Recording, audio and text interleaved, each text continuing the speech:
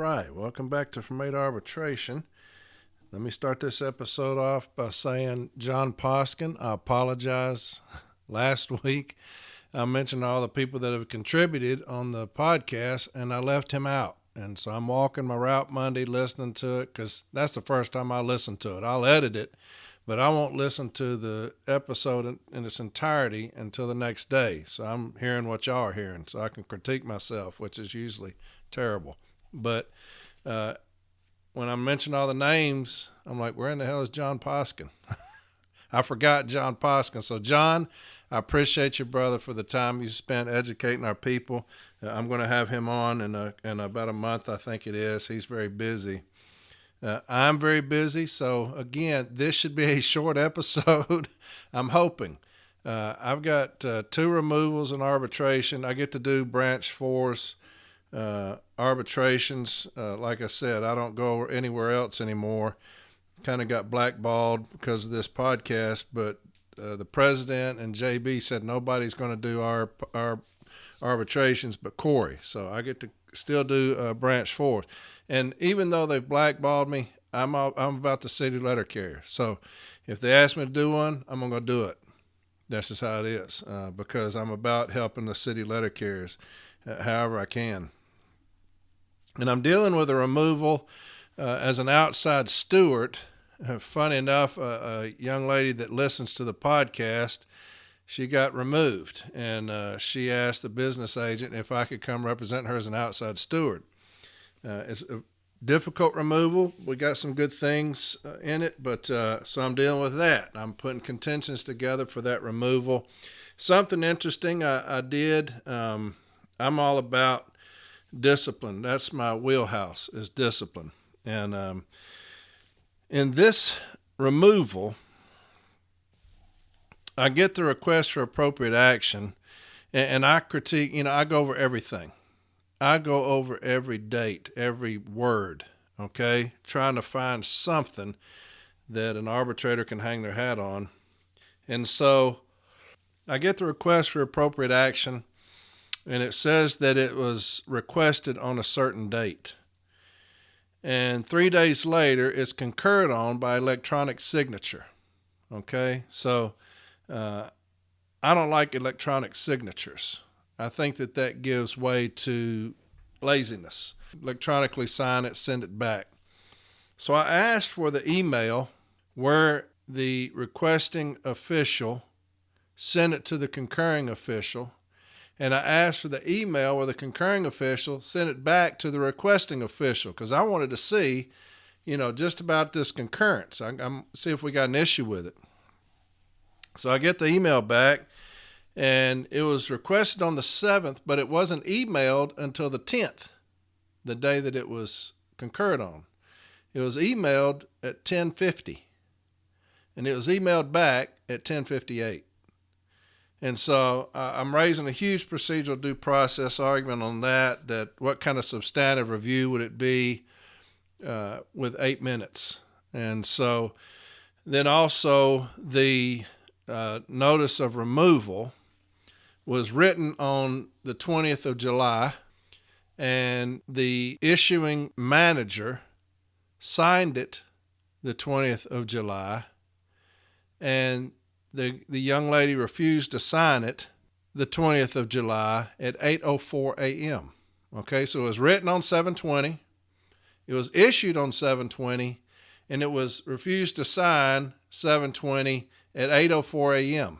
Okay, so I'm looking at that, and that doesn't add up because it's got the concurring official's electronic signature on that.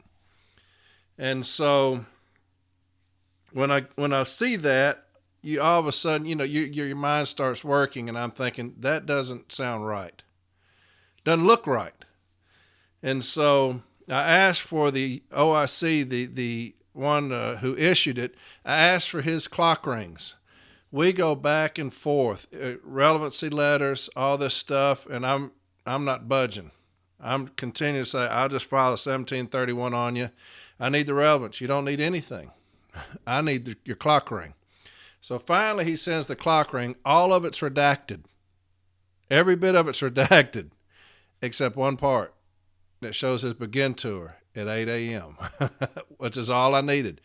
So he comes in at 8. Now, he's going to say that he came in earlier, but I don't care. If that clock ring says that his begin tour is at 8, then I'm going to testify in arbitration. That's when he comes in. He can say that I came in at 7. There's no proof of that. The only evidentiary proof that we have is that he comes in at 8 a.m., right? And so at 8 a.m., I'm going to say he came in at 8, sat down and wrote a removal notice, and issued that thing at 8:04. Now, how did that concurring official electronically sign that thing on 7/20? So I asked for all the emails from him to the concurring official on 7/20. There's not any. I said, well, let me have all the ones from the supervisor to the concurring official on 7/20. Not at work on 7/20. Well, how in the world did the concurring official get this notice on 7/20? It's written on 7/20. It's signed on 7/20. And this individual's name is on it on 7/20. How did they get that in their possession and electronically sign that on 7/20 if nobody emailed it to them? Y'all see what I'm talking about when I say question everything? Everything that you can see, question it. Management inherently wants to lie on everything that they do. On everything that they do. There's no exceptions. They lie to lie. So I'm raising a huge procedural due process violation on that. I also have a little twist, and this may help y'all some, on how I do review and concurrence. I don't know that I've talked about this. I may have, but I'm not sure. But review and concurrence to me means that when you send a request for appropriate action to the concurring official, that concurring official looks at that information, and they're supposed to give a substantive review. They don't have to investigate it, but they at least should do a substantive review of the information that they have at the time. So if it's a packet of 60 pages, they should at least look at it and see if there's anything that they have questions about. If they do, they can remand it back or send it back and say, hey, this right here, I'm not sure about that, whatever. And so this is what I wrote down about how management failed to properly review and concur. And let me know what y'all think. I like to position myself. So I always get the notice of charges, and I'll say what provisions were asked about in that. I've talked about that in the charge. What provisions were talked about in the request for action? Okay? And then what provisions were cited on the notice of removal? And this is my contention that I'm going to introduce at the informal A, because I want to testify in arbitration. So I always do my own contentions. All right. I know that a lot of people don't agree with that, and that's fine. Y'all do it however y'all want to do it. But I always write contentions, very detailed contentions at the informal step A, and I'll let management look at those, read over those, question those, whatever they want to do. Because I want to go into arbitration and testify as to my position. I love testifying in arbitration. It's one of my favorite things to do. And so here's my contention on that. I said, lastly, I had about 5 or 6 things on concurrence that I'm attacking this concurrence. I told you one of them. Lastly, the union also contends that the notice of removal is not properly concurred on due to the following.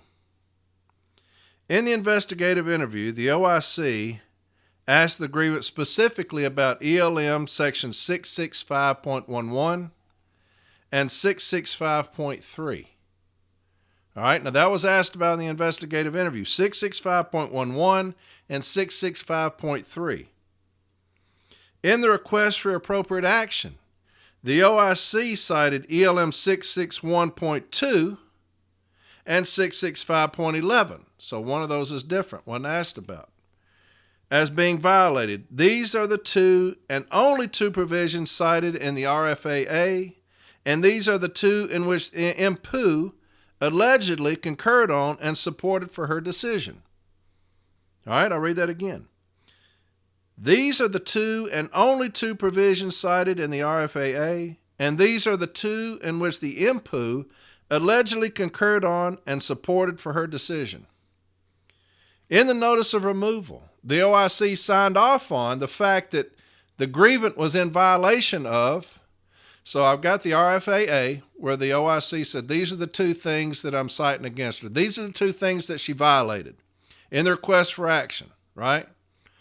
In the notice of removal, he signs off on the fact that the grievant violated these. And this is what it says. ELM 662, 662.1, 665.13, 665.15, 665.3, 665.16, 665, 665.1, 665.11, and 661.2. And I simply said the union contends that if only 2 of the above 10 provisions were cited as being violated, how is it that 8 additional provisions were found to be violated after the request and alleged concurrence had already taken place? And so that's going to be one thing that I'm interested to see how the arbitrator feels about that. That if you cite 2 things in the RFAA, the request for appropriate action, if you cite 2 things that I violated, how is it that after you request and after the concurrence, 8 additional provisions have been cited on the notice of removal? To me, the notice of removal has not been properly concurred on because the concurring official did not sign off on the fact that of those 8 additional provisions.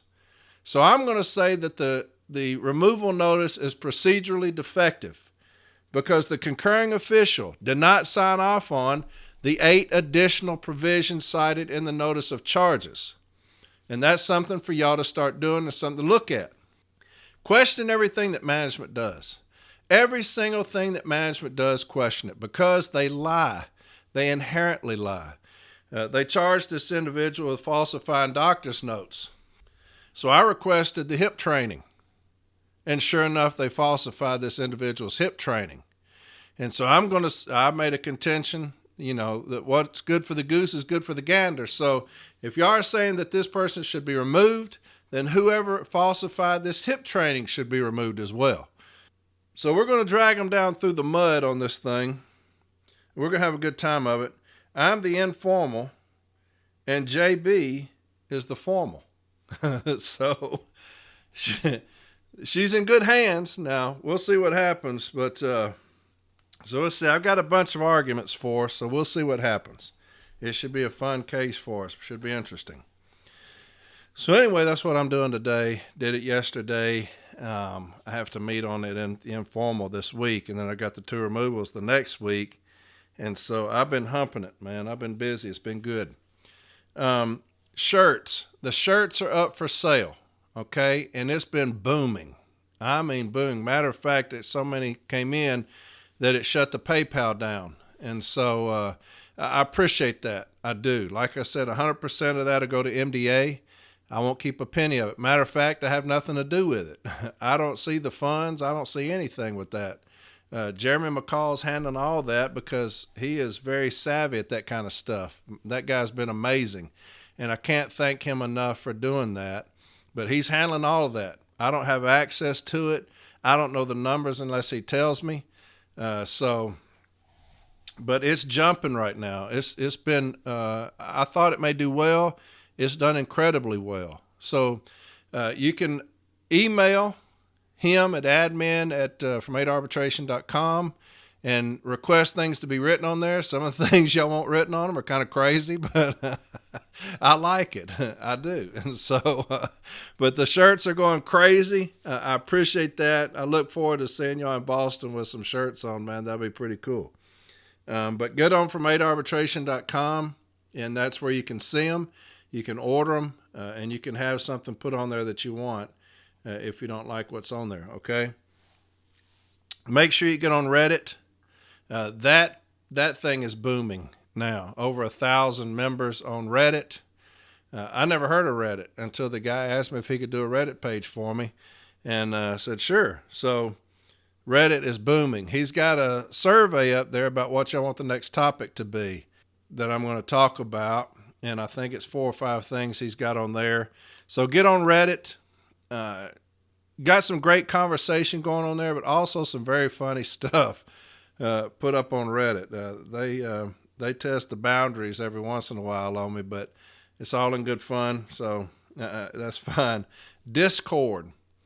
Like I said, Discord from the very beginning has been jumping.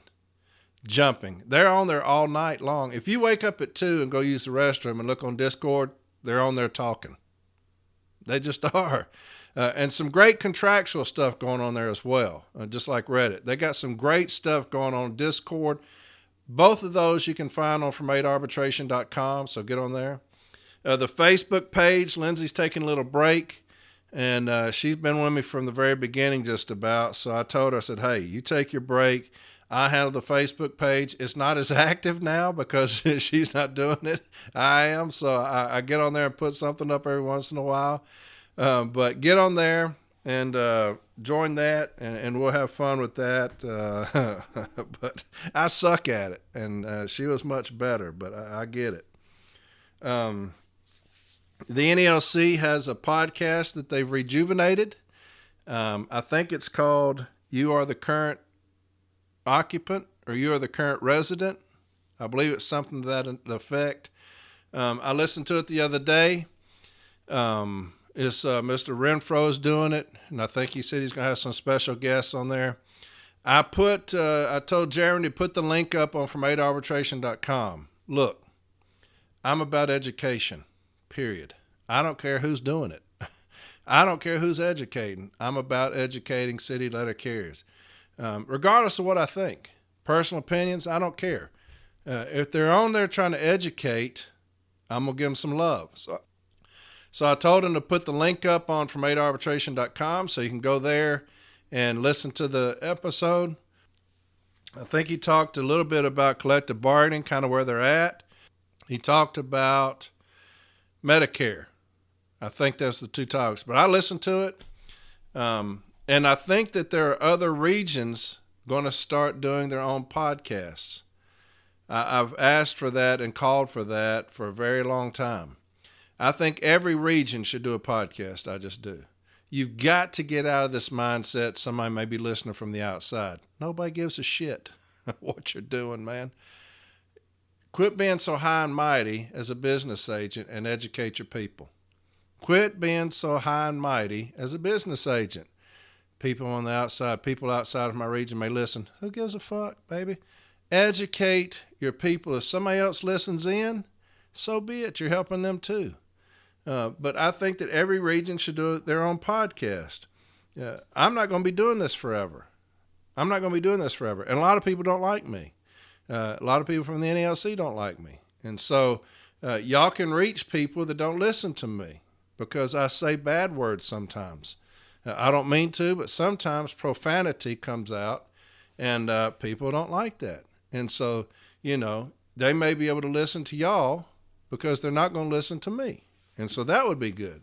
And one day I can quit doing this and get back to just minding my business on Sunday.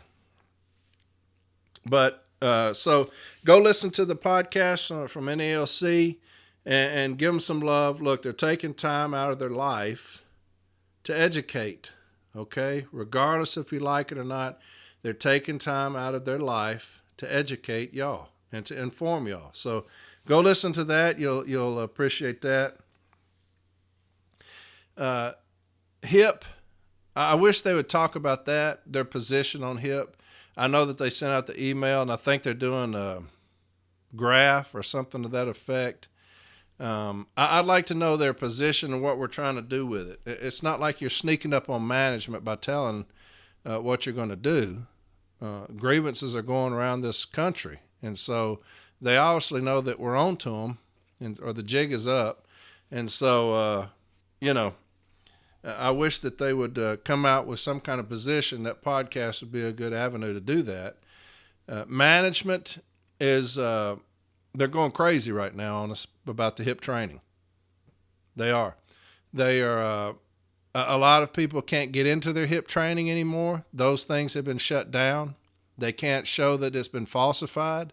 Those things have been shut down. They're refusing to give us information. B teams are sending cases back, telling them to give us the information. They're still not giving us the information. B teams are saying cease and desist. do the training within 7 days. They're not doing the training. They're having to grieve those again. That's the reason I say kick them in the fucking face right off the jump with these grievances. Send them all to arbitration. They're not going to do right. They're not going to do right. And some are trying to hurry up and do the training now because we've got grievances. They're starting to give training all over the place now, trying to catch up with that because we've caught them falsifying it. Don't let them off the hook. And so a lot of stuff going on with HIP right now. These scanner messages are going crazy. I wish National would do something about that, about the scanner messages. Management has lost their ever-loving mind talking to us on these scanners. What direction does the NLC want us to go as far as these scanner messages? There needs to be a uniform attack on these silly-ass scanner messages. I think that, truly. I think that the NLC should give directives to their business agents, who should give directives to these branch presidents, who should talk to the stewards and say, this is how we're going to grieve anything other than something safety related that's going on in my area or something to that effect. These dumbass scanner messages talking about we're taking too long. Why are you going here? Why are you doing that? You need to hurry up. Here's one somebody sent me. Good afternoon, carriers. Please have your mail sorted and organized before you return to the office. UBBM, CFS, RTS, missort, missent, missequenced, outgoing, etc. Thank you. So good afternoon, carriers. Please have your mail sorted and organized before you return to the office. We've talked about heat-related illnesses, heat-related issues, about them starting us later. Anything that we can do to get out of the heat, we need to be doing it.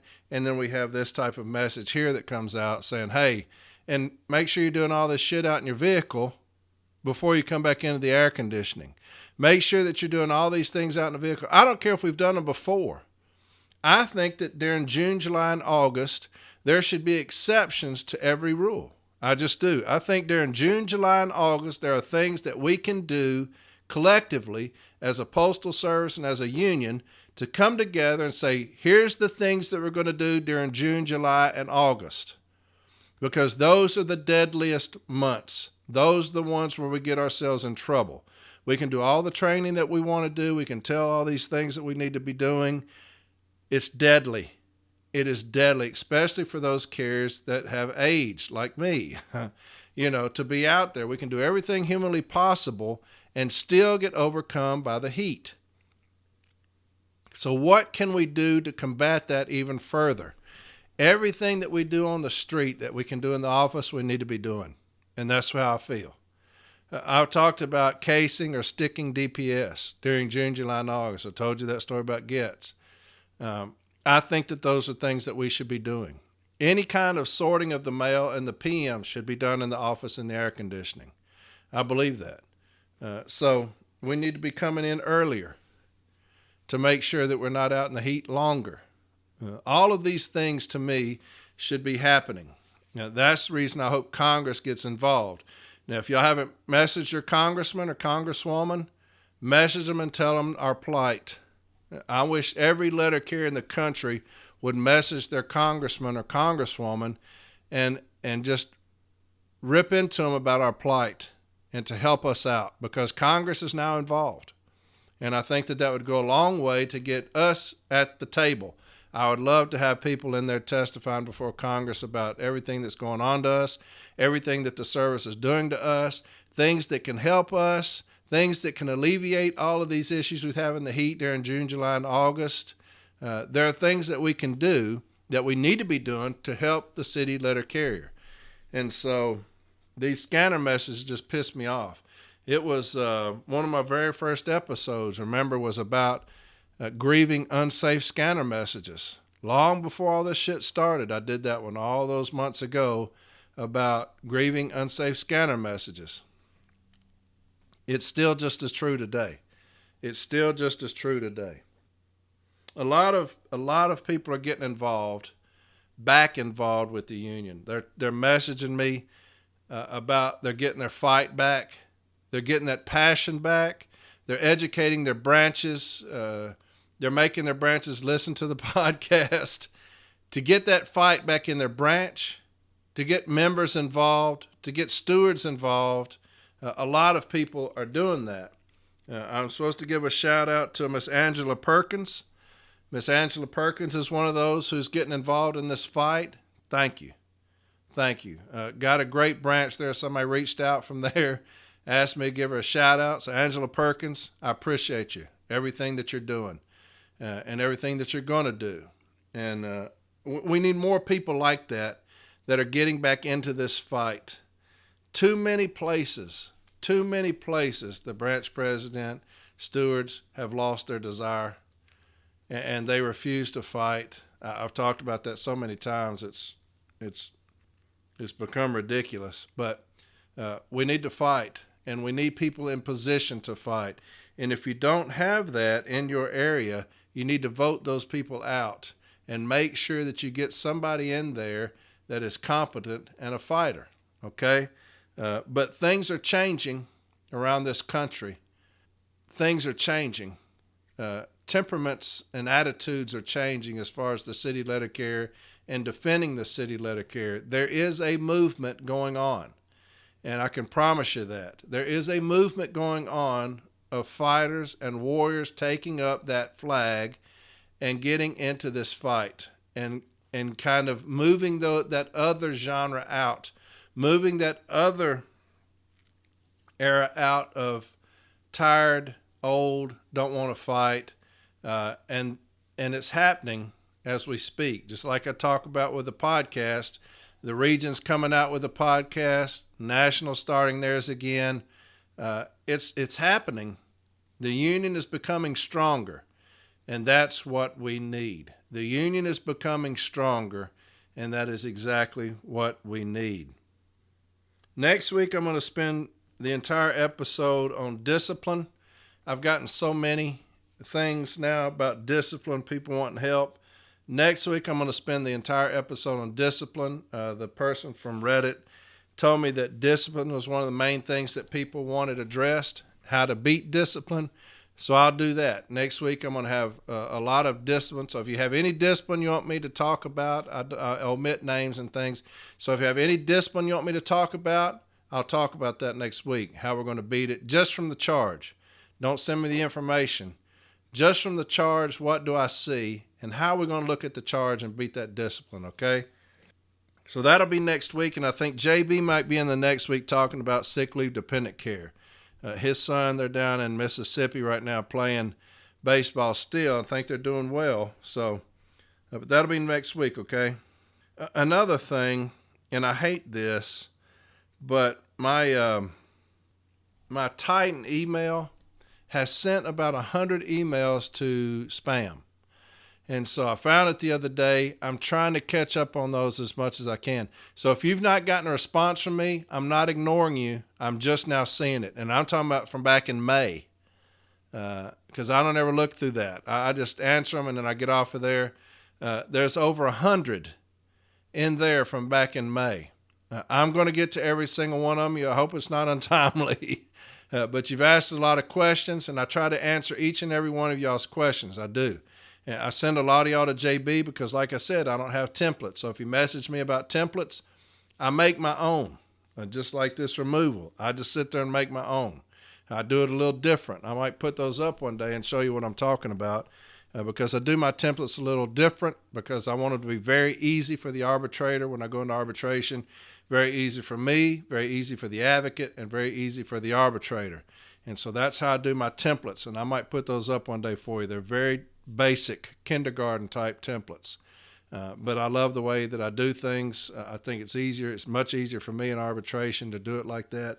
So I may put those up for you, but that's next week. Let me get to the topic that I'm going to talk about, and then I'm going to get off of here because, like I said, I am slammed with these removals, and I hate losing. I can tell you this, in every arbitration I've ever done, I have never lost a hearing. I may not have won the decision, but I have never lost a hearing. That's because I'm always prepared more than the person I'm going against. I have never been out-prepared, and I will never be out-prepared, ever. No advocate will ever work harder than me in arbitration, and I can guarantee you that. And so I'm into these arbitrations full-time, Two removals, like I said, so I'm giving a little bit extra. And then representing this carrier. So I've been humping it here these last few days. Today I've been going steady. And so took a little break to do this episode. And then I'm going to get right back into it. But what I'm going to talk about today is something that I've been seeing a lot lately. I've kind of veered off. I was going to do all that discipline today, but some people are going to get themselves in trouble. Some people are going to get themselves in trouble with the things that they're putting on social media and the things that they're talking about. And I'm going to discuss it today. I've got 4 sites I'm going to read to you. So it's a lot of reading, but I want to read these 4 sites to you and tell you about the trouble you're going to get yourself into. All right? Somebody came onto my Reddit page the other day, and they put on there, I didn't see it. The person who runs my Reddit page messaged me and sent me a screenshot of it. And I said, go take that shit down right now. Go take that shit down right now. And it was somebody putting on there, due to our contract situation, that someday in August, we were all going to take 3 days off sick leave. Never, ever, ever do some stupid shit like that on social media. Don't ever talk about shit like that on the workroom floor. Don't ever make phone calls to people about doing shit like that. Don't ever, ever, ever talk about work stoppage or strike during the situation that we're in with right now. We are not UPS. And congratulations to UPS on your contract. I know a lot of people are talking about not voting for it. I see that all the time. But close to $50 an hour, good for y'all. I hope you get it. I hope you get everything that you asked for. I'm all about labor. I wish every company in the country had a union. I do. I really do. I wish McDonald's, every company you can think of, I wish it was unionized. And I think that would help us greatly across the country to have every company had a labor force, a unionized labor force. And so I feel that strongly about union. I do. But congratulations to UPS. But we are not UPS, okay? We are not UPS. Do not get on social media talking about a work stoppage or a strike. Don't do it. I'm telling you. Don't call each other talking about a work stoppage or a strike. Don't have designated days that you're going to call in sick. Don't do it. I'm going to read something to you. I'm going to read these 4 sites and I'm going to be done with it. But I've been seeing it a lot lately on social media, and I just shake my head. I'm thinking, please, God, don't do that. Don't talk about that shit on social media. That is evidence. Whether you believe it or not, that is evidence for management's position. Okay? I'm going to read this to you. It's Article 18. All right? Article 18, and it's very brief. Why? Because we don't need to talk about it. It's called No Strike, Article 18. 18.1, Section 1, Statement of Principle.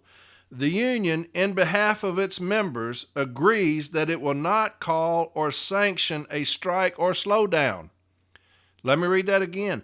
The union, in behalf of its members, which is us, agrees that it will not call or sanction a strike or slowdown. 18.2, Union actions. The union or its local unions, whether called branches or by other names, will take reasonable action to avoid such activity, and where such activity occurs, immediately inform striking employees they are in violation of this agreement and order said employees back to work. It didn't say management. It didn't say management is to order us back to work. It says the union or its local unions, whether called branches or by other names, will take reasonable action to avoid such activity, and where such activity occurs, immediately inform striking employees they are in violation of this agreement and order said employees back to work. So the union is supposed to order the carriers back to work. It is not management's responsibility in accordance with Article 18. 18.3, Union liability. It is agreed that the union or its local unions, whether called branches or by other names, which comply with the requirements of this article, shall not be liable for the unauthorized action of their members or other postal employees. 18.4. Section 4, legal impact.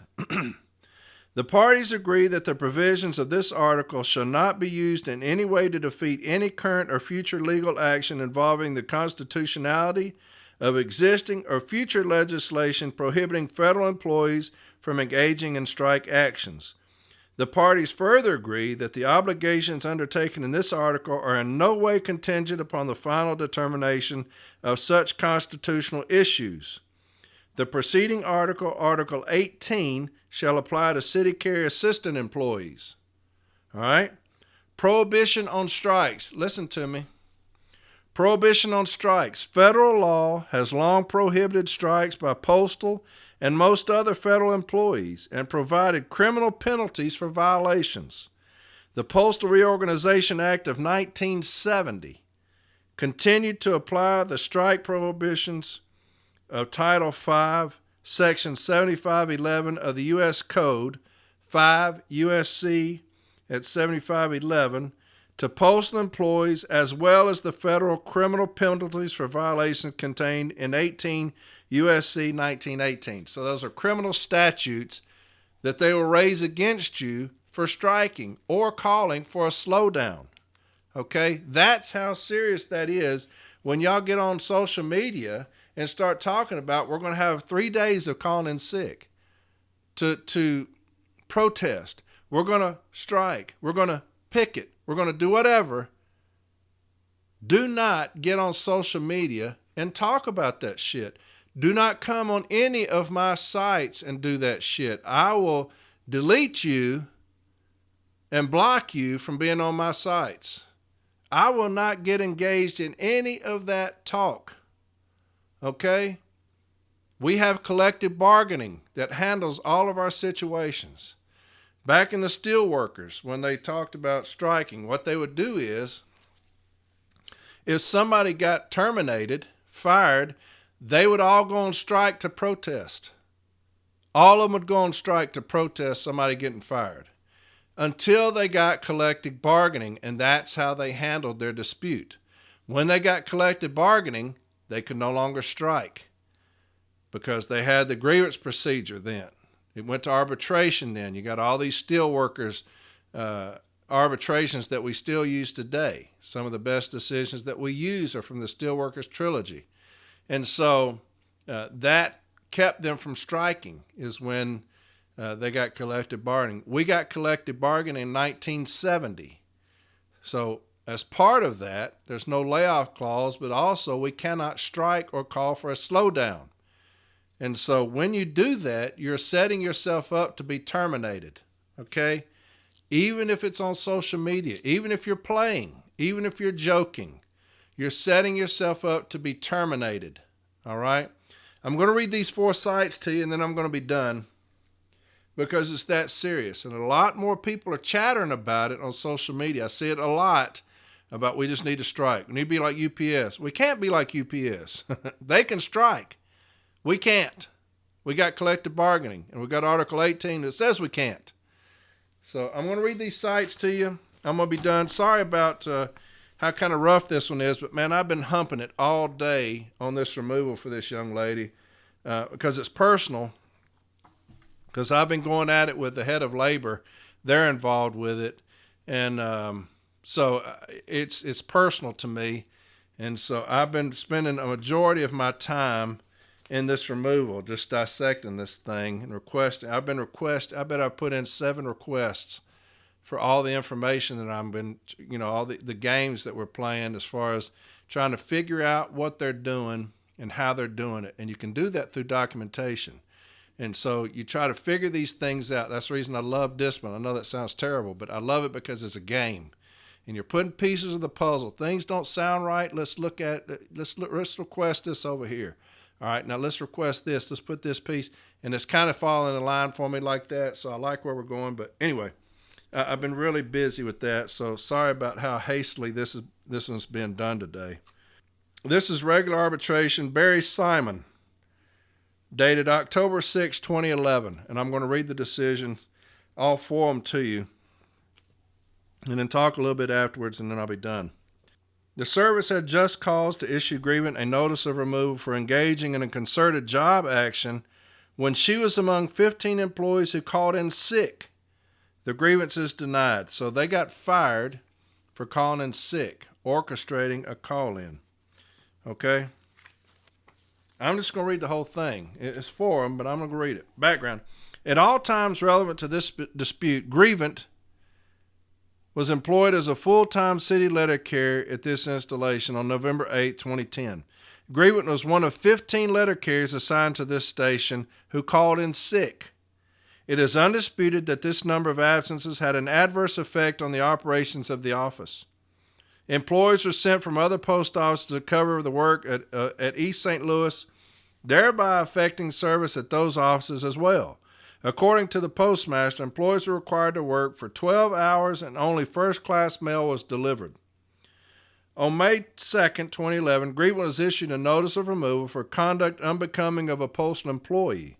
The notice of removal read in pertinent part as follows. On Monday, November 8th of 2010, Acting Human Resources Manager Pamela Meehan Smith contacted the United States Postal Service Office of Inspector General regarding an allegation that there may have been a coordinated effort to slow down service at the East St. Louis Post Office, whereby multiple employees did call in sick and may have been encouraged to do so. Meehan Smith advised there may have been a text message sent out to the carriers. Listen to this now, folks, when you're talking about, I've just texted, I'm calling on the phone, social media. Meehan Smith advised there may have been a text message sent out to the carriers. On November 9th of 2010, an investigation into the allegation ensued. Manager Post Office Operations Gene Kloss, East St. Louis Postmaster Edna Hall, and Pamela Meehan Smith advised the reporting agent that 4 employees' cars had been stolen from the East St. Louis Post Office employee parking lot over the last 3 weeks, and that the 4th car was stolen on Saturday, November 6th. The investigation disclosed multiple employees assigned to the East St. Louis Post Office were contacted by telephone or text message prior to Monday, November 8th, 2010, to advise them that multiple employees were calling in sick to protest the car thefts. Phone records and employee mission disclosed that approximately 13 of the 15 employees who called in sick had phone communication with other employees before November 8th of 2010. You were interviewed on November 15, 2010 by Special Agents Greg Burwell and Christina Ferrero. During the interview, you stated you called in sick on November 8th, but it was due to actually being sick. You stated you started not feeling well with flu-like symptoms on Friday, November 5th, but still worked. You stated you worked on Saturday sick, but on Monday, your body could not take it anymore and you called in to take the day off. You stated you called your doctor on Monday, November 8th, but he was out of town, so the earliest you could get it in was November 29th of 2010. You denied having any knowledge of the blue flu and claimed you only found out about people calling in Tuesday when you returned from your sick leave. When asked if you were contacted in any way about the sick leave plan for Monday, you stated you were not contacted by anyone about the sick leave. You recalled a conversation on Friday about parking at a different location. You stated that was it. Despite that, when Special Agent Robert Redmond interviewed part-time flexible letter carrier, she stated you called her on Monday morning at about 6:15 and asked her if she was going into work.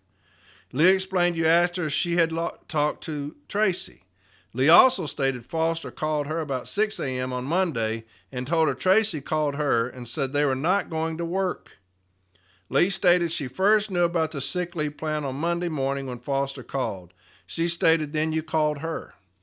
In addition, a review and analysis of phone records disclosed you received and made approximately 72 phone calls or text messages to and from Tracy Dupree from Saturday, November 6th through November 10th, 2010. During a pre-disciplinary interview, you stated you were falsely accused on November 8, 2010. You stated you had been going to the doctor for several months due to flu symptoms. You stated you called in on Monday, November 8th due to the same symptoms. You stated you had been feeling ill the weekend prior to calling in on Monday, November 8th. You stated you called in around 6 or 6:15 a.m. during that morning. You stated you spoke to 3 people that morning, Ed Hawkins, and let him know that you are not working that day because your carpool, and you wanted to let him know that you would not be there. You stated you did speak to Hawkins around 6, and he stated he was not going in due to having a hangover from the night before. You admitted you talked to Amy and that you asked her if she heard about the car thefts on Saturday and that Amy replied yes. You said the conversation was about car thefts on Saturday. You stated you asked Miss Lee if she had talked to Miss Dupree, and she advised she had not talked to her. You talked about what happened on the parking lot at East St. Louis Post Office that Saturday. You stated a group of employees were discussing the car thief and was trying to come up with a solution, maybe to park across the street, and Miss Mason advised that it would look like a strike and we could not do it. You stated that during the conversation you told Dupree that you called in and would call her back, in which you did within 15 minutes. You stated you later talked to Dupree maybe an hour later and asked her if she was at work. You stated Dupree replied, no, FMLA.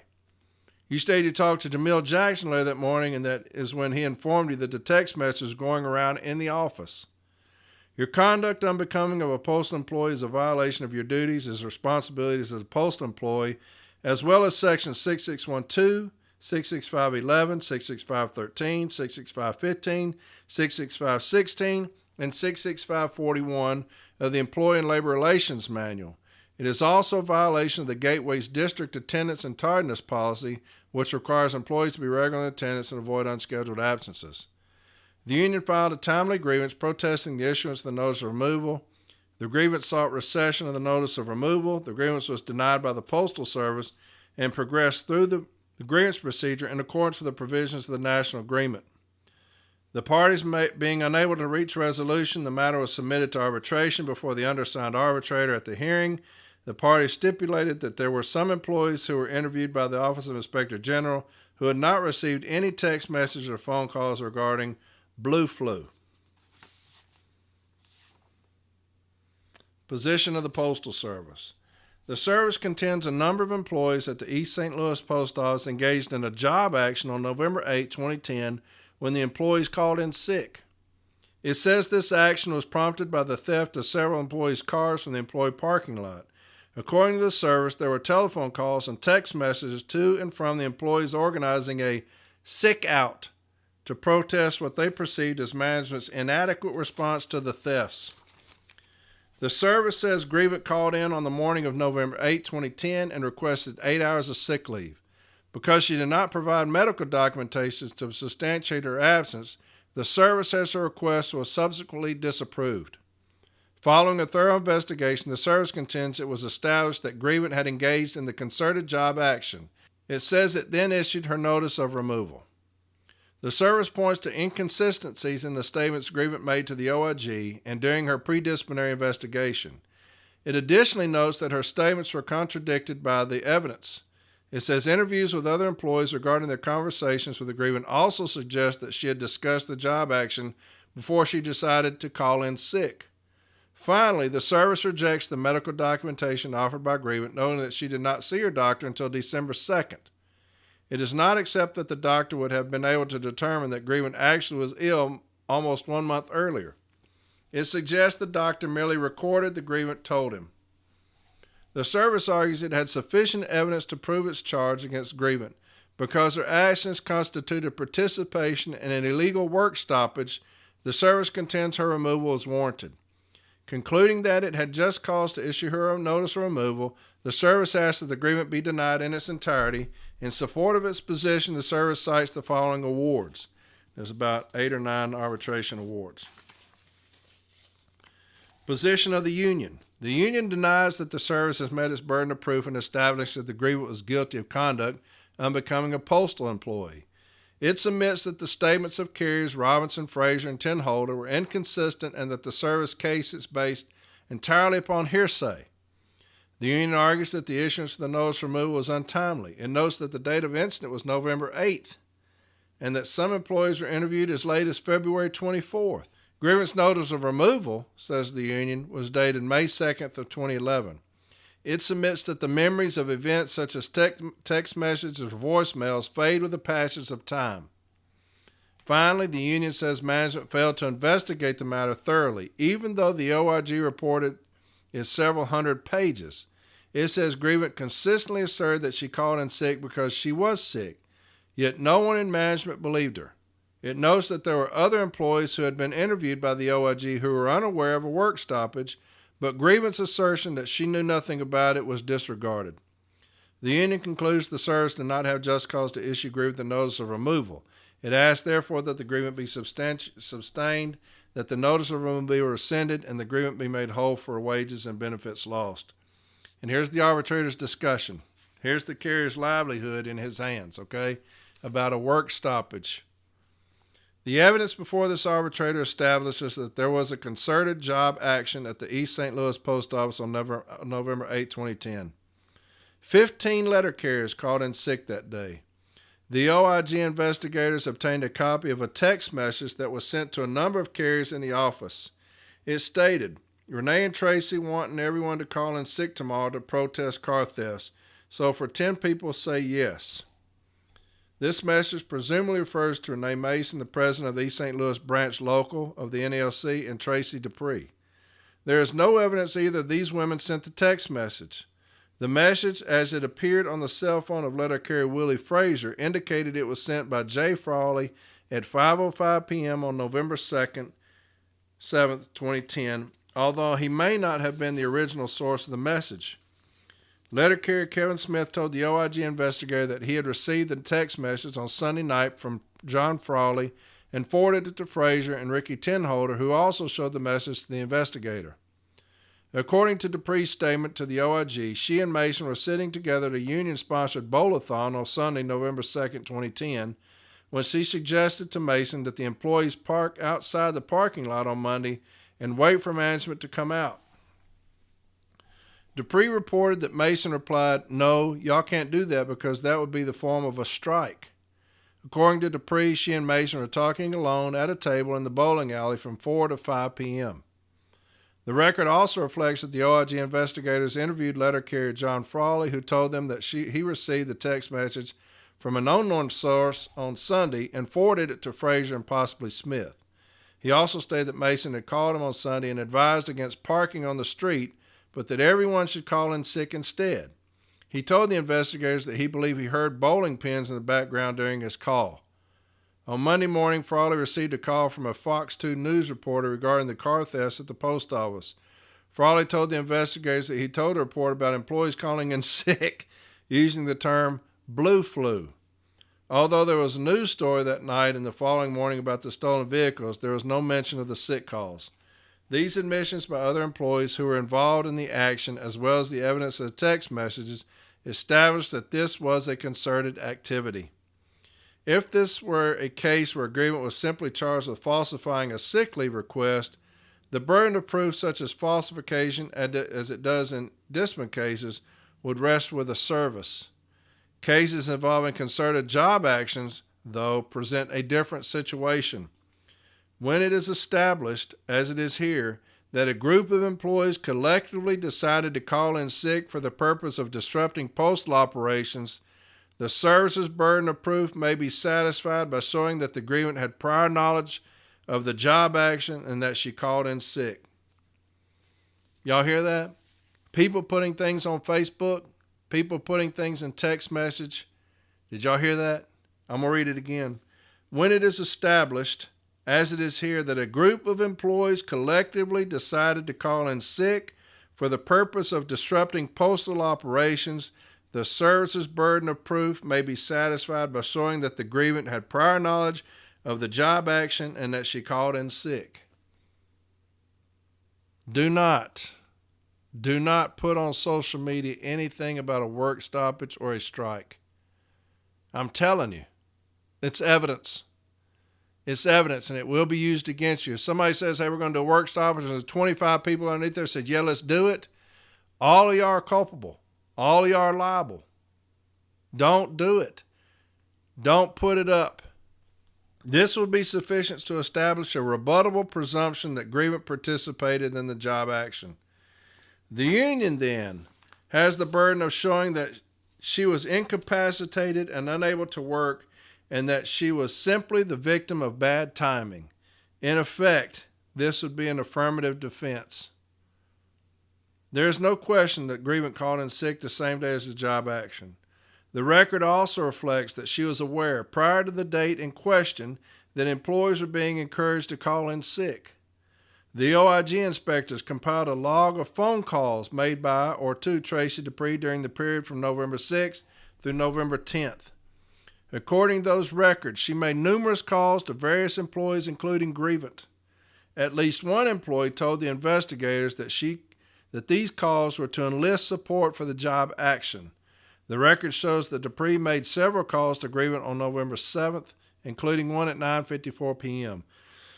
Because of the short duration of those calls, it is likely that the two women did not converse, but it is also likely that Dupree left voicemail messages for grievant. The following morning, grievant called Dupree at 5:57 a.m., and they spoke for more than 8 minutes. Grievant then called in sick to the Postal Service's automated system at 6:10 a.m. At 6:18 a.m., grievant called Dupree and had an 8-minute conversation. She called Dupree again at 7:38 a.m., and they spoke for more than 39 minutes. Another call to Dupree of more than 11 minutes was made by grievant at 8:25 a.m. Several other calls were made throughout the day. Grievant offered no logical explanation for why she would need to call Dupree before calling in sick. The arbitrator is satisfied that grievant knew of the job action prior to calling in. Grievant testified that she had been ill all weekend and was suffering from sinusitis and the flu on Monday, November 8th. She stated that she called her doctor's office when it opened Monday morning, but was unable to get an appointment because the doctor was going to be leaving for vacation at the end of the week. She says that she was told that they would call her if the doctor had an opening, but no call came. Instead, grievant says she made an appointment for November 28th, the earliest she could be seen. That appointment subsequently was scheduled for December 2nd. Grievant went to the doctor on November 2nd and obtained a note from him indicating that she had influenza syndrome with dehydration on 11/8/10 and that she was able to return to work on 11/9/10. The arbitrator questions how the doctor was able to make any sort of a diagnosis of a condition grievant allegedly had almost 1 month earlier without her presenting with any symptomology. There is no indication in this note that she was suffering from this condition when he saw her. Obviously, he had to rely solely upon what she told him. In this sense, the doctor's note is not reliable evidence of grievant being ill on November 8th. The arbitrator has to ask why she would have gone to the doctor on December 2nd for a condition she no longer had. It certainly was not for treatment, as there is no evidence the doctor offered any. The only conclusion that her sole reason for seeing the doctor at the time was to obtain documentation to substantiate her claim she was ill a month earlier. The arbitrator is also faced with questions regarding grievance credibility. As notated above, the grievant testified she phoned the doctor's office in the morning on November 8th and was told the doctor could not see her until November 29th. OIG Special Agent Kevin Cloninger, however, testified that he spoke to the doctor's office and was told grievant had not called on November 8th. According to Cloninger, they had a record of her calling for an appointment at 10 a.m. on November 9th. They're going to catch y'all's ass, I'm telling you. They also told him that Dr. Ross has seen patients on the afternoon of November 8th and 9th. Further, they stated that grievant could have come into the office, and if the doctor was not available, they had a nurse triage. Although grievant asserted she called the doctor on Monday from her home phone, no record was produced to support this contention. Based upon the evidence before him, the arbitrator finds the grievant did not contact the doctor's office until she came back to work on Tuesday and is informed that she would need to provide medical documentation to support her absence the day before. The union, therefore, has not met its burden of proving the grievant was absent from work on November 8, 2010 because of illness. The presumption that her absence was part of the concerted job action that day must stand. Engaging in a strike against the Postal Service is a violation of federal law and the Employee and Labor Relations Manual. In case number there, arbitrator Thomas Roberts wrote, "The precipitous departure from work of Bender and his colleagues constituted a concerted attempt to interrupt mail processing operations as a form of protest over perceived grievances arising out of the status of contract negotiations." Any such concerted slowdown, withdrawal of service, or other interruption of operations by employees constitutes a strike within the meaning of the applicable statutes. Beyond that, it is well established and arbitral precedent that employees engaging in a strike against the Postal Service are guilty of conduct justifying discharge. Similarly, in the case there, arbitrator Carol Wittenberg held, furthermore, participation in a strike has been found to constitute just cause for discharge under the no-strike provision of the National Agreement and the terms of the appointment affidavit. The Postal Service regards the violation of the no-strike provision of such significance as to warrant discharge. The arbitrator cannot find that the service's decision to discharge in this case, given the particular circumstances herein, was either improper or unjust. The grievance engaged in self-help in order to protest a job assignment when their proper response was to grieve and work. When the grievance jointly clocked out and left the building without permission in protest against a job assignment, they gave the service cause to terminate their employment. For these reasons, the discharges must stand. This arbitrator endorses the opinions quoted above. Grievance conduct was a serious violation of her conditions of employment, to which she agreed when she was first hired by the Postal Service. Her removal was warranted by her conduct. The issuance of the notice of removal was for just cause. In reaching this conclusion, the arbitrator rejects the union contention that the imposition of discipline was untimely. The case file had an extensive record. Both the OIG and management had to interview numerous employees, some several times, to ensure that it ascribed conduct to the proper individuals. Statements made by employees had to be compared with statements made by other employees. Phone records had to be obtained, analyzed, and reviewed. The DRT package contained 275 pages. The OIG report was even thicker. During this period of investigation, the Postal Service had to take care to treat each employee as an individual and give consideration to their individual explanations. The union has not demonstrated that grievance was harmed in any way by the length of time it took to issue the notice of removal in her case. The grievance is denied. So there's an individual that had a call out, the blue flu, right? Because the cars are being stolen. And 15 carriers were involved in it and terminated just like that. For something they thought they was going to do, probably gain some status. We called out because of the blue flu to protest, lost a job, lost their job. I've got 3 more. I'm going to read all of them because it's that important, okay? All right, this one's by Thomas Erbs. All right, Thomas Erbs. The grievance is denied. Sufficient credible evidence has shown that the grievant was actually involved in a conduct unbecoming to a postal employee who had agreed by contract not to strike or engage in a slowdown. The grievant has been employed by the Postal Service since 1994. Now, this decision was 2011, okay? So the grievance has been employed since 1994, and this is 2011, so we got some tenure here. Prior to his employment, he was a member of the Armed Forces for 11 years. So we got a veteran. 11 years and some tenure, all right? The record reflects that East St. Louis Post Office personnel had been experiencing automobile thefts from the adjacent parking lot. The employees expressed concern as to the apparent lack of action by management to alleviate the situation. The postmaster testified that she placed a requisition for a security fencing and surveillance cameras and had stand-up talks. She pointed out that she and the supervisor also parked in the same lot. Management alleged that one or more employees came up with a plan to have the employees call in sick on Monday, November 8, 2010. When a number of employees did call in sick, a lengthy Office of Inspector General investigation began.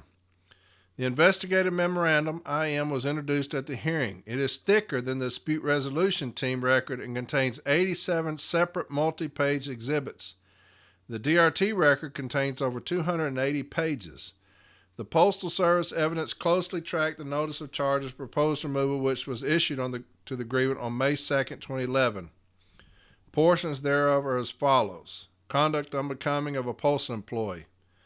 As a postal employee, you are expected to be loyal to the United States government and uphold the policies and regulations of the Postal Service.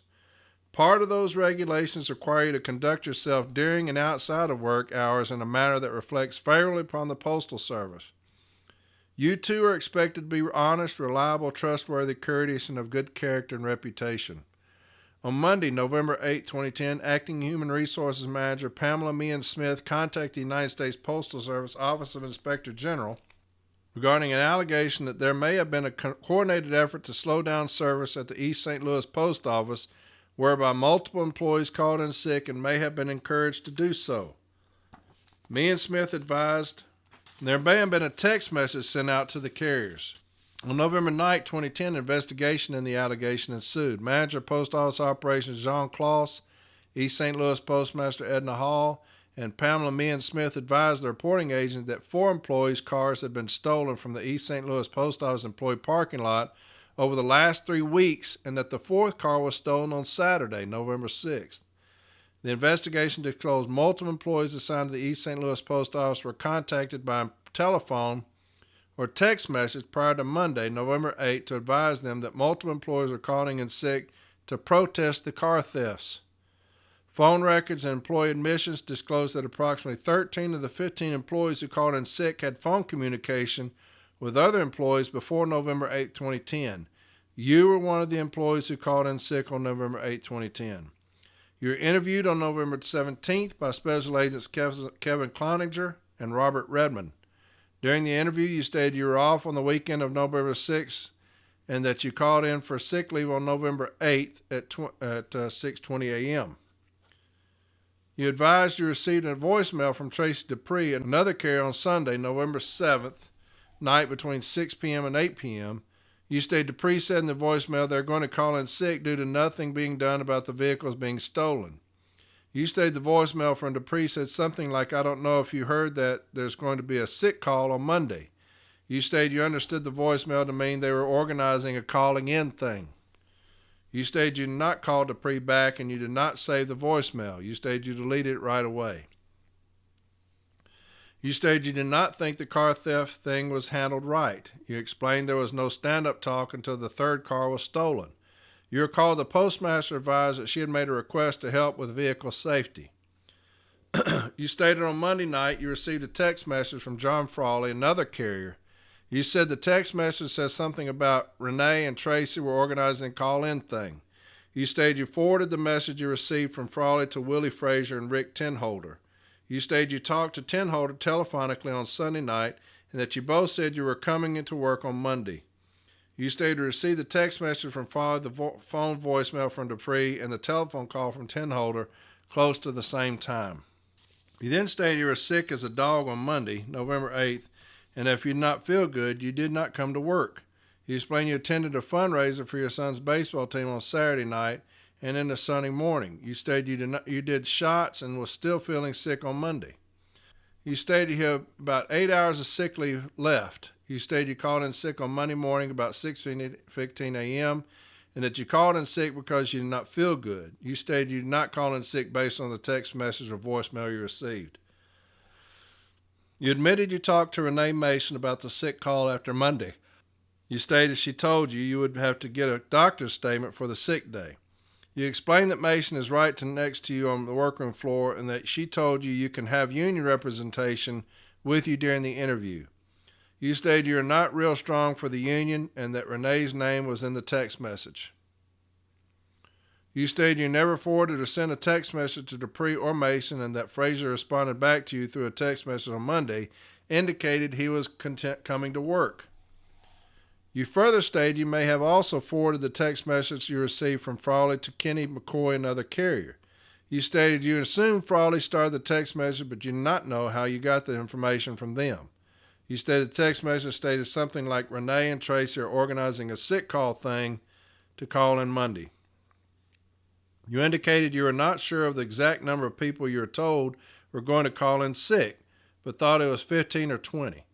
You stated you could not remember if you heard it from Dupree's voicemail or text message you got from Frawley. You also stated you thought Tenholder talked to Dupree. You stated you were home on Monday, November 8, 2010, and that you talked to Tenholder telephonically. You also stated Frazier sent a text message to you advising he was going in. In addition, you provided a sworn written statement.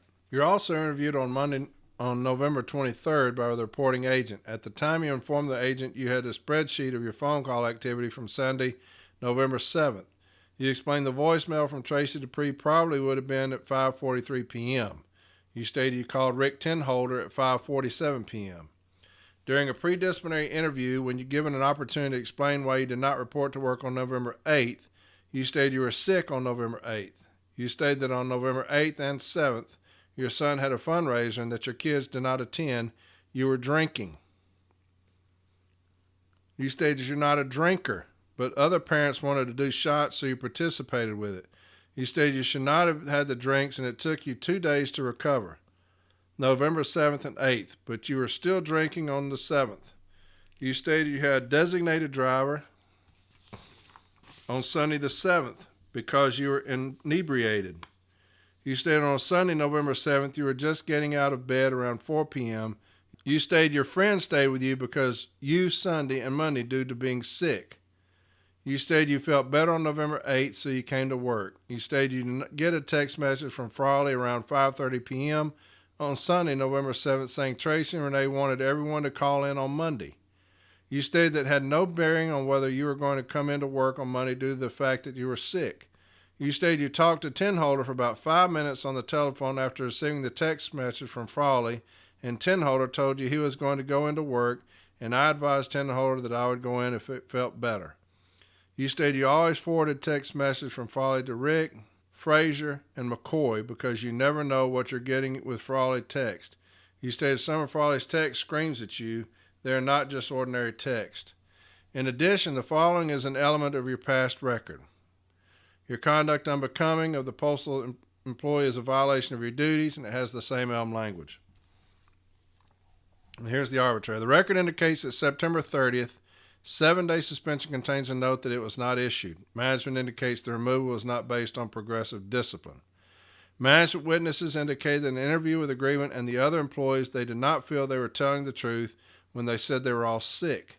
The grievant advised management that he had partied late on Saturday night, and not being a drinker, he was still sick on Sunday, and the sickness continued into Monday.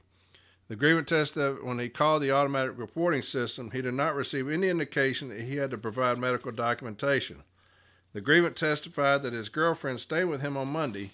Management witnesses testified that to the chaos that occurred on the Monday, the busiest day of the week at the post office. 15 carriers called in sick. Management scrambled to have the mail delivered. All available carriers were maxed out on overtime, and several TEs were brought in from distant stations. Trying to familiarize the new carriers with the delivery area took much of the day. Management was only able to send out the first-class mail. No Advil mail was delivered. Some of the first-class mail was brought back because the temporary carriers were unable to find the addresses. Management acknowledged the overtime that was required and the chaos that occurred was not the sole responsibility of the grievant. The grievant reported for work on November 9th and turned in a 3971. This was disapproved, and he was advised that he had to secure medical documentation. Supervisor Mueller testified that the grievant argued with her, stating that he did not have to bring in medical documentation, but he had not been out for 3 days, nor was he on restricted sick leave. Mueller testified that the grievant, while not on restricted sick leave, was on the deemed list. The automatic reporting system was supposed to have given him notification that documentation was going to be required. The grievant denied that the system made any comment to him about securing documentation. In addition to some of the mail being brought back and all the Advil mail being curtailed, there were calls about misdelivery and missing packages. There are still outstanding claims in regard to some missing packages.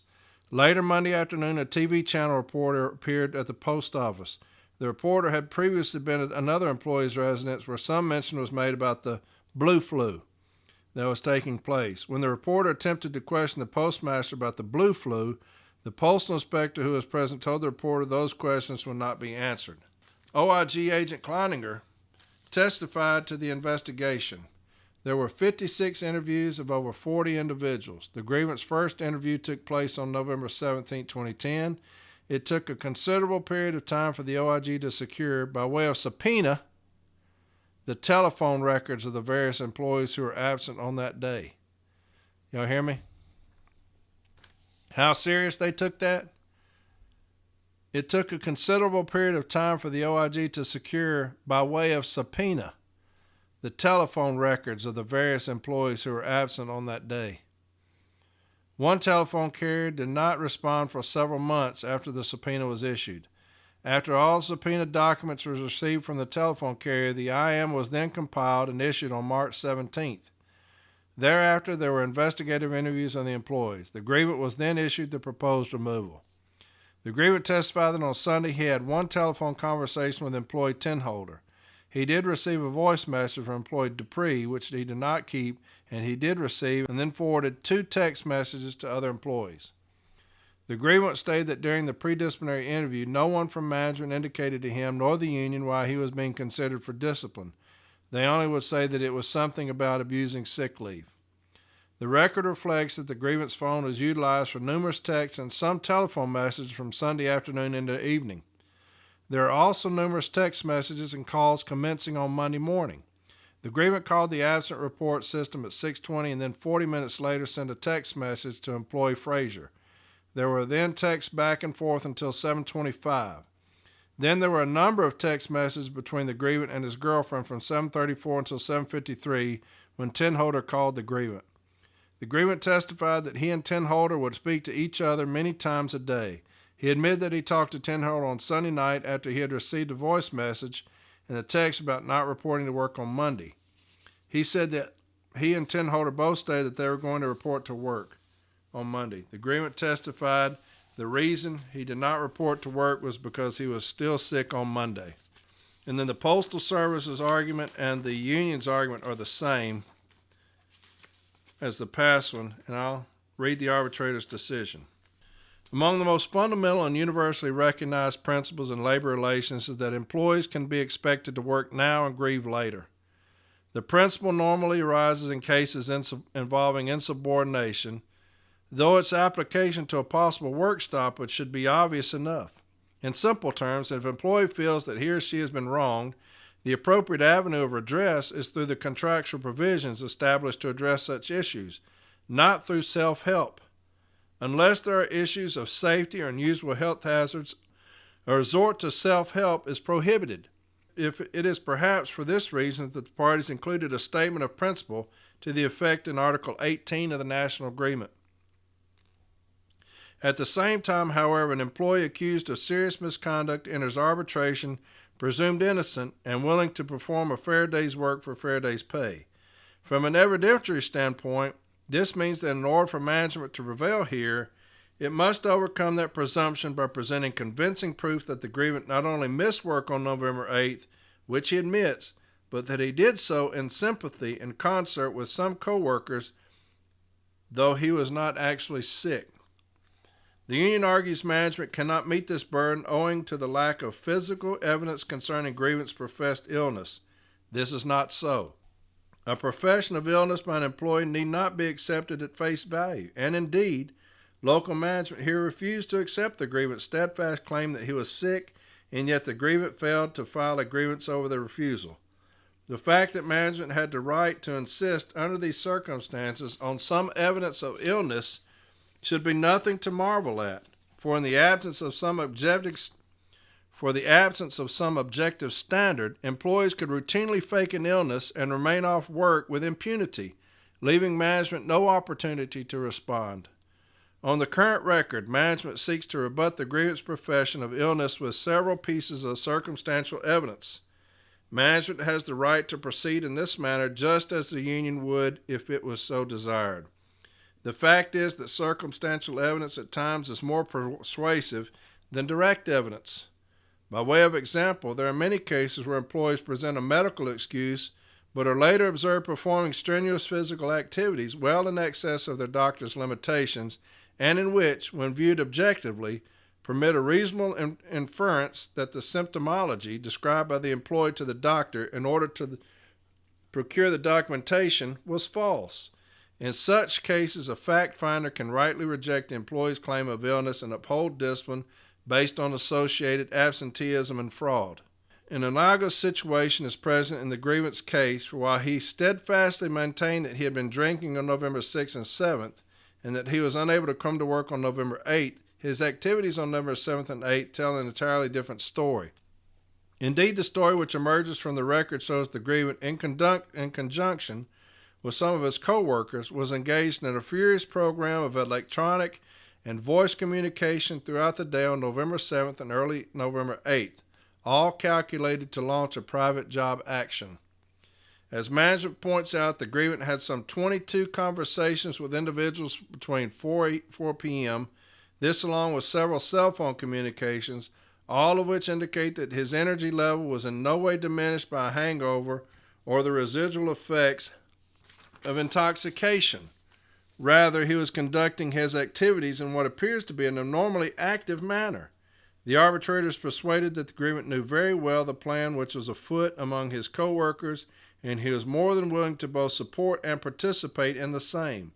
Support for the above conclusion is seen in major inconsistency in the grievant's testimony as to his girlfriend's whereabouts. Again, and as management points out, grievant's phone records do not support a finding that the girlfriend was in physical proximity to the grievant during the time in question. Moreover, grievant failed to provide a reasonable alternative explanation in this regard. Even more telling, grievant ultimately claimed that his girlfriend did not actually stay with him on Monday. All these inconsistencies did not bode well for the grievant's credibility. In the arbitrator's opinion, management has convincingly shown that the grievant was an active participant in the job action which occurred on November 8th. The source of the action was a legitimate collective concern about the safety of vehicles on the East St. Louis parking lot. However, the course of action undertaken by some of the employees had a severely deleterious effect on operations on November 8th. The concerted action directly violated the prohibition against work stoppage as found in the National Agreement, and it exhibited less than positive or favorable image of the Postal Service or its employees to the public.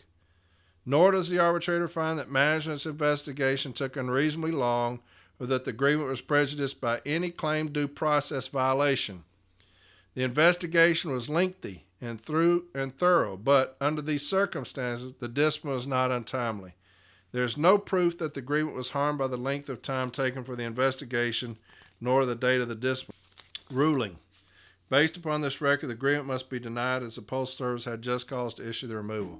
So there's number two. There's number two that just got terminated for talking about a work stoppage. Just like that individual that came onto my page talking about in August of these dates were calling in sick. This is no different. This is no different. So if you're going to be that foolish, understand that shit you're doing is evidence. And people commenting on there about we agree is evidence. People talking about striking on any kind of social media platform, that is evidence against you. They subpoenaed phone records and text messages. Could y'all imagine them getting some of y'all's text messages and things we say?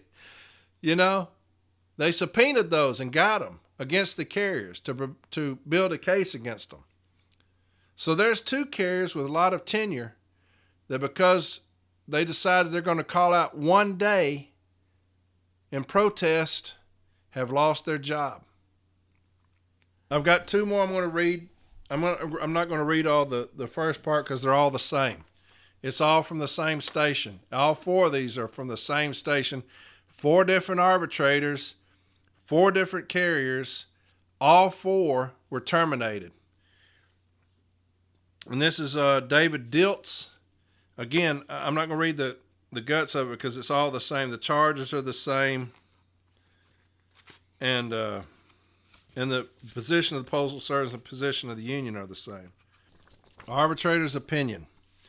The parties are in agreement on some of the facts of this case, and the grievance was timely processed through the procedures outlined in Article 15 of the National Agreement and is therefore proper before this arbitrator. However, there are several disputed facts in this case. The factual disputes in this case focus on the grievant's culpability alleged in the notice of removal.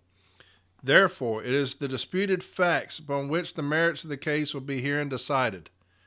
The record in this case has 2 stipulations of fact. 1, there were 15 letter carriers who did not report for work on November 8th, which had an adverse impact on East St. Louis postal operations. And 2, there were carriers among the 15 absentees who were unaware of the planned work stoppage. These stipulations are consistent with the findings of fact of other arbitrators who issued decisions concerning disciplinary charges brought against other city letter carriers in East St. Louis who were charged with the misconduct arising out of the events of November 7th and 8th, 2010. There are several issues at dispute between the parties. The union claims that the grievant was ill and requested sick leave for November 8th. The union claims that the grievant provided medical documentation for November 8th. The Postal Service denies the union's claims. The Postal Service claims the grievant communicated with other letter carriers on November 7th to initiate the job action, which occurred on November 8th. The union claims that the grievant was not an active organizer of the job action of November 8th, 2010. Further, the Postal Service claims that the grievant lied to the OIG investigators about whether she owned a cell phone. The union also raises affirmative defenses on behalf of this agreement. Each of these issues will be examined in turn in the following paragraphs of this award. Sick leave request. In this case, the grievant was absent on November 8, 2010.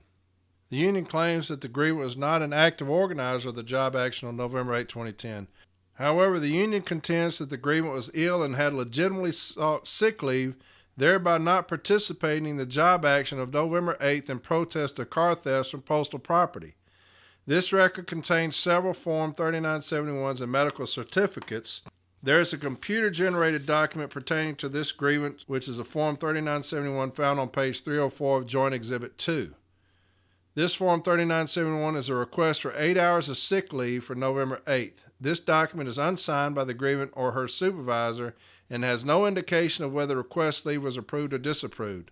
Earlier in the joint file is another Form 3971 filed out with handwriting. It says file, it should be filled out with handwriting and dated November 9th, in which the grievant requested 8 hours of sick leave.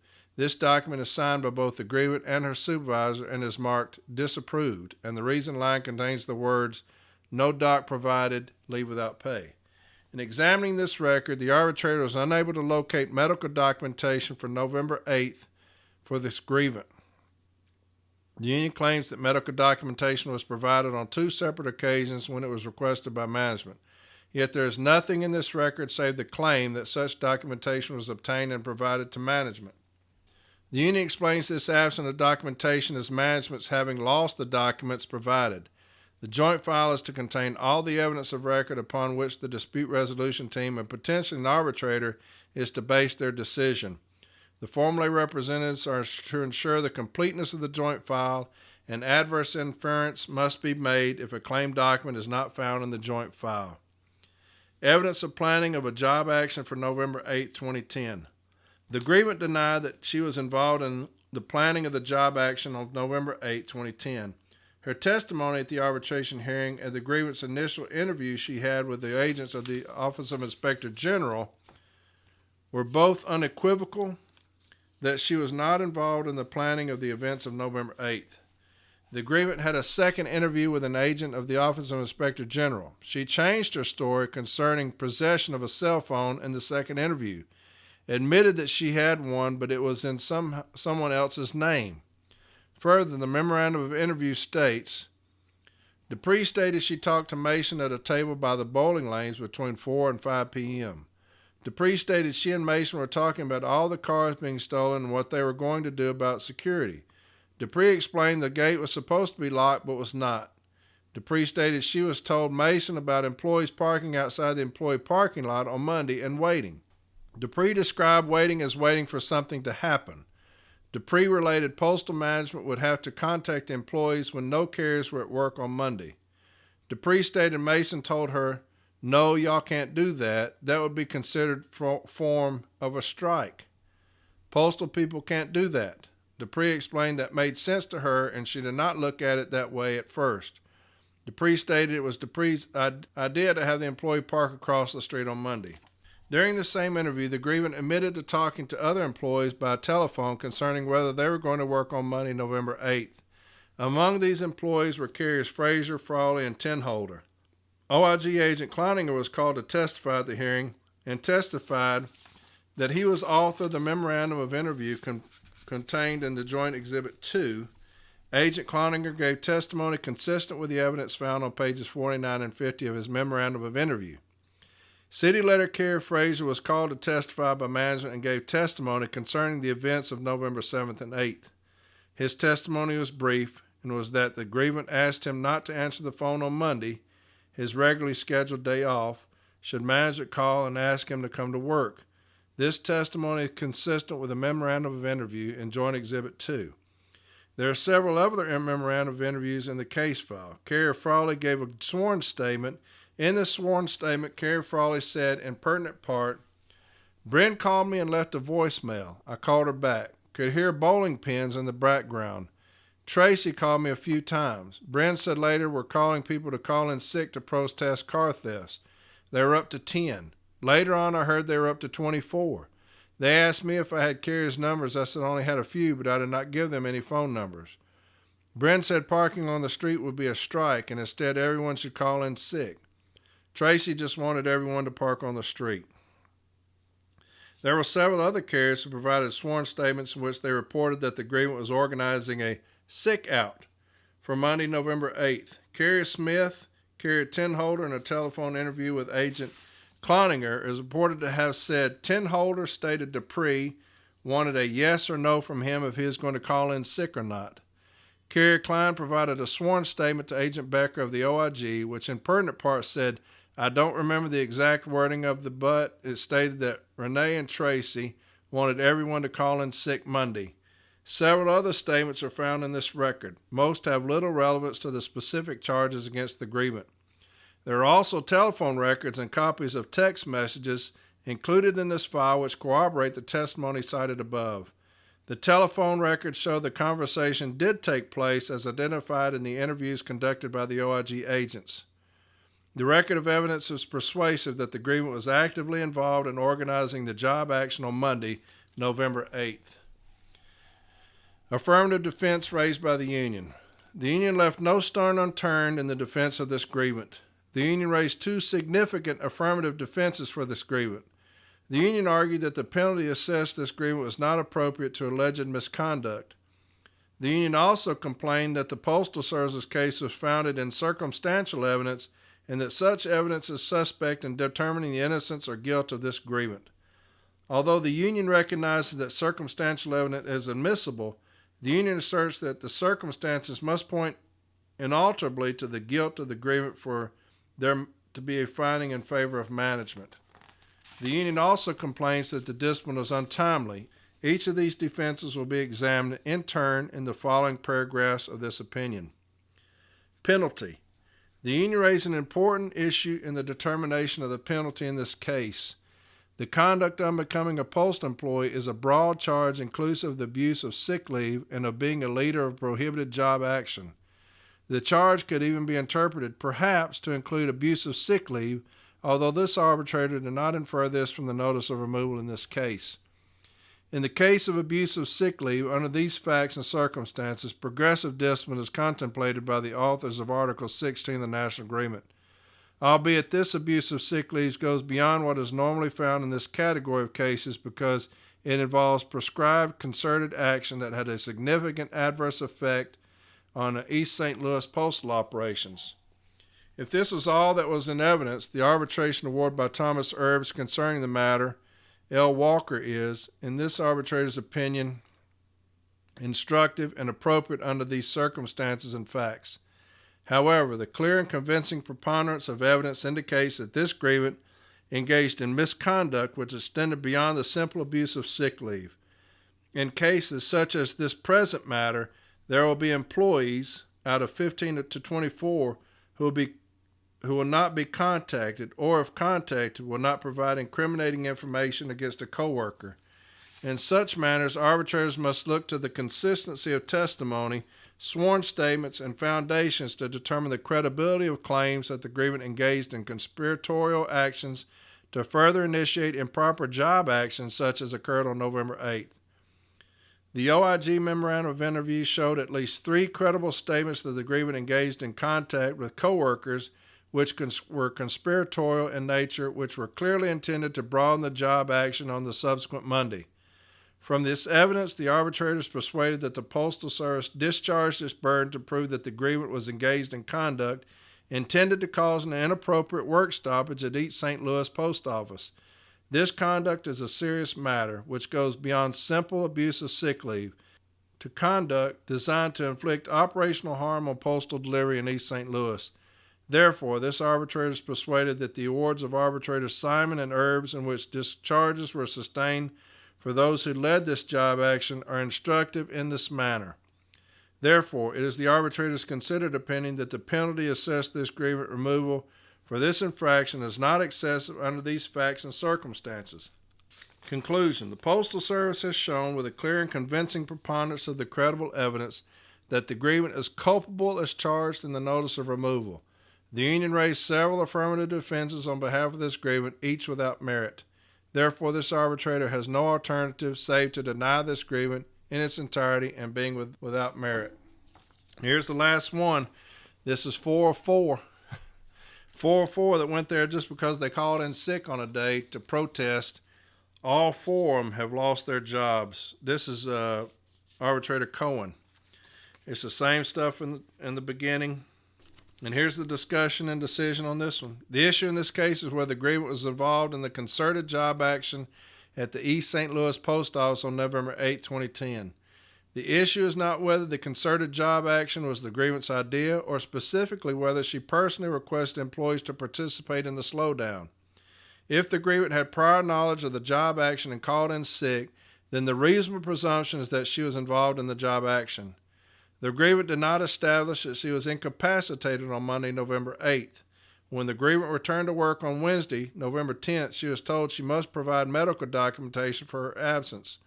On November 9th, the grievant had already been told by the other employees management was requesting medical documentation from all employees that called off on Monday, November 8th. This request was reasonable under the circumstances of the work slowdown. The service has the right to request medical documentation to protect the best interests of the service. The grievant waited until March 23rd the following year to request medical documentation from a doctor.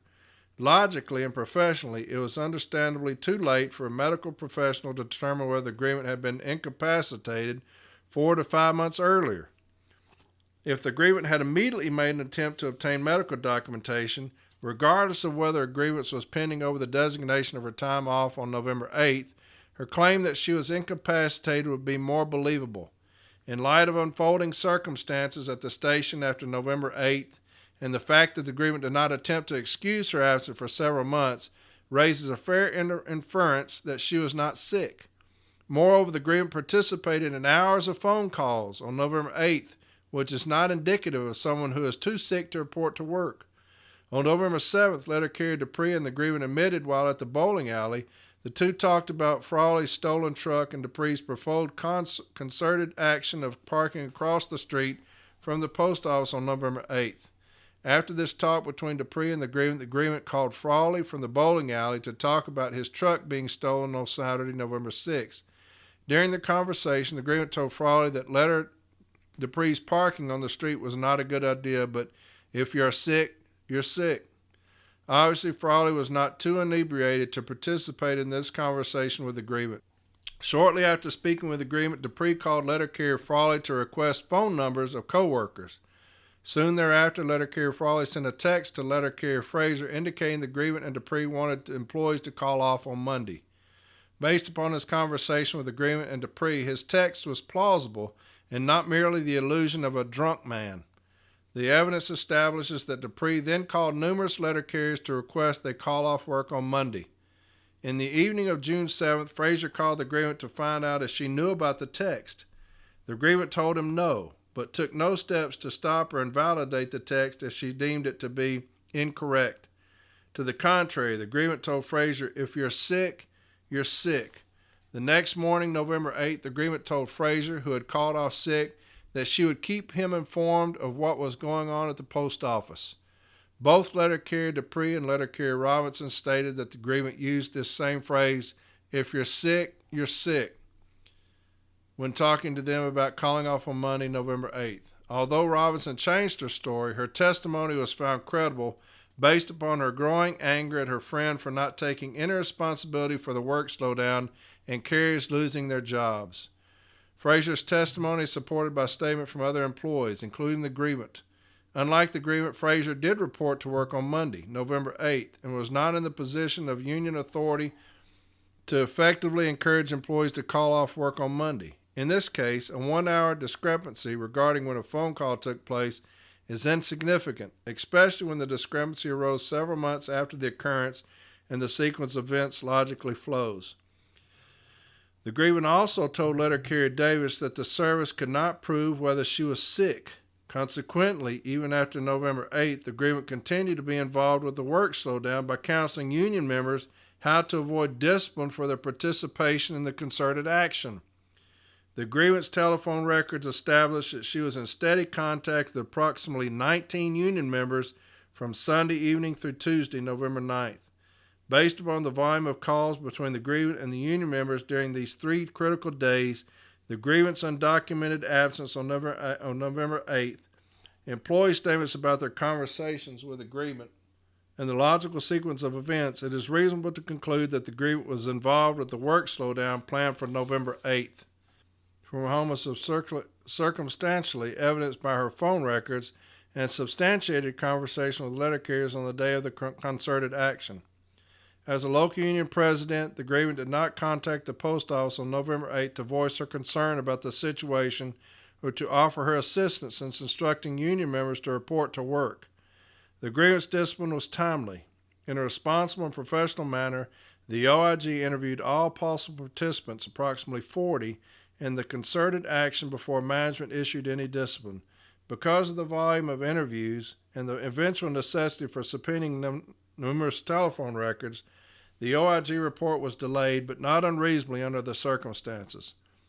The concerted action directly violated the National Agreement's prohibition against work stoppage.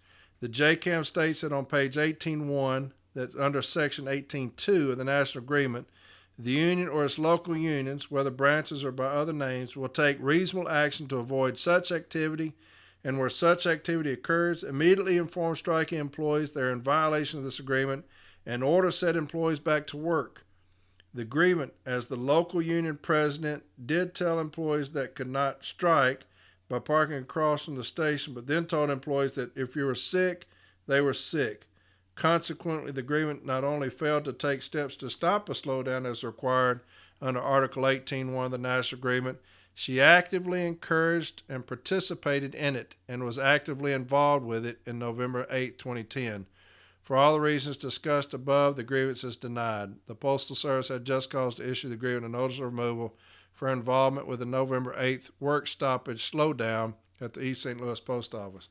That was a lot of reading, sorry. But I want to show you the importance of that. I just read another thing on Facebook where somebody says, hey, do y'all believe in striking or not? Listen, don't get engaged in that type of conversation. Don't get engaged with somebody talking about striking. Don't engage with somebody talking about calling us sick. Do not get engaged with that. Anything that you put on social media, like I said, is evidence. It can be copied off and used against you, even if you're calling for a strike. Even if you're saying, man, I wish we would strike. I would not put myself in that position. I just read 4 very long decisions to you to show you the links that what management will go to show that you are responsible. Subpoenaing phone records. What did the carriers do? All of them turned on each other. Friends, they said. We've been friends, turning on each other. Why? Because your job is in jeopardy. When your job's in jeopardy, people start snitching on each other, right? The OIG gets involved. Those are federal agents. They can subpoena your phone records. They can subpoena your Facebook records. Hell, they can just get on Facebook and see it. Do not entertain anybody on social media talking about striking. First off, if you don't know who they are, they could be management trying to bait you into something. But don't get involved with that talk. I wouldn't even say don't strike. I would just ignore that post. If they're talking about anything striking, scroll past that. Don't entertain it. All right. Don't say, yeah, we should do that. But you can't. Do not entertain any talk of strike or work stoppage.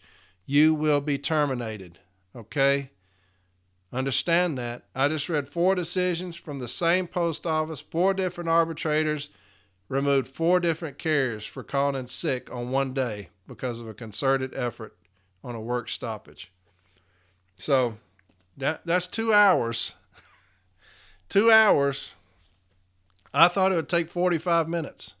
I read too much though, but to me it was worth it to let y'all know the importance of it. Great arguments made by the union. Great arguments made by the union, and every arbitrator said it. Y'all brought in great arguments. Everybody's fired. So don't put yourself in that position, okay? We got collective bargaining going on. People are upset. UPS kicking the shit out of us as far as wages. Everybody wants the same thing. The one thing you cannot do is entertain any talk of a strike or a work stoppage. Never, ever, ever entertain that talk. You will be terminated, okay? Understand that. All right, that's all I got for this week. I got to get back on this removal. I plan on doing this about 45 minutes or an hour, but damn it, it's 2 hours. Anyway, I'll let y'all know how the informal meeting goes next Sunday. We're going to talk about discipline. Then JB's probably going to come in and talk about sick leave dependent care. Get on Reddit, answer that. It's got a little survey about what you think I should talk about. I've got so many topics, it'll take me 2 years to get to all of them. I'll get to your emails. I promise you that. Like I said, I just found about 100 sitting in my spam on Titan. So I'll get to them. I promise you. Shirts. Go buy shirts. Even if you don't want one, buy one. Because all that money's going to go to MDA. And we're doing really, really well. I'm shocked at how well those shirts are selling. So get on there and get you some, okay? I love each and every one of you. I do. And y'all take care of yourself. It's hot out there. Make sure you're doing everything humanly possible to take care of yourself, all right? And I'll talk to you next Sunday, all right? Bye.